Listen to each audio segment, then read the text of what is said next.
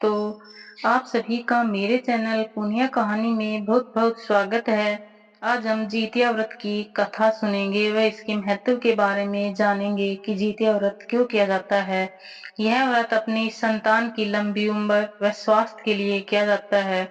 व्रत रखने वाला स्वयं स्नान करके भगवान सूर्य नारायण की मूर्ति को स्नान कराए, भोग लगावे तथा आचमन कराकर धूप दीप आदि उतारे, भोग को प्रसाद के रूप में बांट देवे। इस दिन बाजरे और चने से बने ही भोजन करने चाहिए तथा काटे हुए फल व सब्जियों को नहीं खाया जाता है और न ही इन्हें काटना चाहिए। यह व्रत आश्विन मास की कृष्ण पक्ष की अष्टमी को किया जाता है।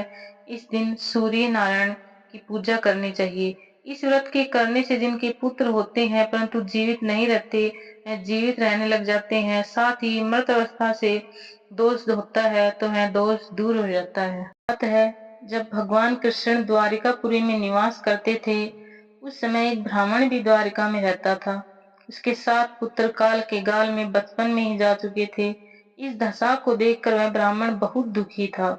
एक दिन भगवान कृष्ण के पास गया और कहने लगा, हे भगवान, आपके राज्य में आपकी कृपा से मेरे 7 पुत्र हुए परंतु जीवित एक भी नहीं बचा। यदि आप अपने राज्य में मुझे दुखी नहीं देखना चाहते तो कृपया मुझे कोई उपाय बताइए। तब भगवान बोले, हे ब्राह्मण सुनो, इस बार तुम्हारे जो पुत्र होगा उसकी उम्र 3 वर्ष की है। उसकी उम्र बढ़ाने के लिए तुम भगवान सूर्य नारायण की पूजा होने वाले पुत्र जीवी व्रत को धारण करो, तुम्हारे पुत्र की आयु बढ़ेगी। ब्राह्मण ने वैसा ही किया।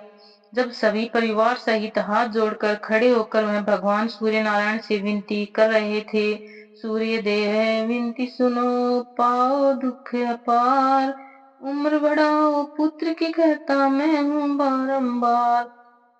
इतना सुनते ही सूर्य का रथ वहीं रुक गया। ब्राह्मण की विनती से प्रसन्न होकर सूर्य ने अपने गले से एक माला ब्राह्मण पुत्र के गले में डाल दी और आगे चले गए। थोड़ी देर में यमराज उस ब्राह्मण पुत्र के प्राण लेने के लिए आया। यमराज को देखकर ब्राह्मण और ब्राह्मणी कृष्ण जी को जूठा कहने लगे।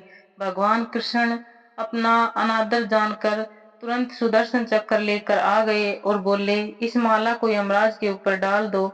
इतना कहते ही ब्राह्मण उस माला को उठाने लगा कि यमराज दृश्य से भाग गए, परंतु वहां यमराज की छाया रही। उस फूल की माला को छाया के ऊपर फेंक दिया।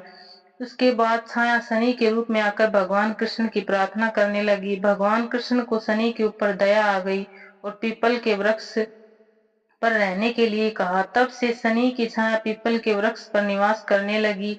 इस प्रकार भगवान श्री कृष्ण ने उस ब्राह्मण के पुत्र की उम्र बढ़ा दी।